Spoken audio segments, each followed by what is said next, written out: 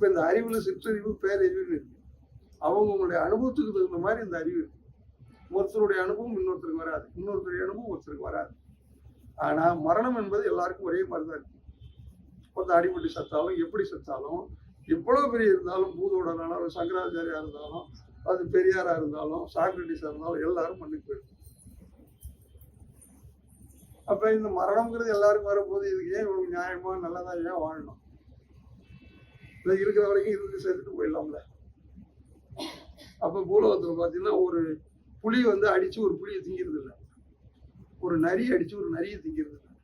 ஆனா மனிதர்கள் மட்டும் மனிதர்கள் அடிச்சுட்டே இருக்காங்க தொடர்ந்து. எதனாலன்னா ஒரு கூட்டமா சேர்றாங்கலாம். அதுவும் கூட்டமா சேர்ந்தாலும் ஒரு 100 புலி சேர்ந்துட்டு போய் ஒரு 100 சிங்கத்தை அடிக்கிறது இல்லை. ஆனா மனிதர்கள் படையெடுத்து போய் ஒருத்தர் அடிச்சு இதை பண்ணி அதை என்ன சொல்றான், த கிரேட் அலெக்சாண்டர்ன்றான், த கிரேட் ராஜராஜன்னு சொல்றான். அது இப்படி ஒரு மனிதர்களை தானே நீ ஜெயிச்சு உன்னுடைய பேராற்றல் ஒரு 5000 பேரை கூட்டிட்டு போய் ஒரு அவன் பலவீனமா இருக்கிற ஒரு நாட்டை நீ பிடிச்சதுனாலே நீ பேராற்றல் ஆகிடுயா? அப்ப எது மகத்தான பேராற்றல் அப்படின்னா, எவன் வந்து தன்னுடைய மனசை ஜெயிச்சானோ அவன் தான் பேராற்றல். தவம்ங்கிறது அதுதான். இந்த மனம் இருக்க கல்லாருக்கு தான் அந்த வாய் ஏன் பராபரம்னு நம்ம கேட்கிறோம்.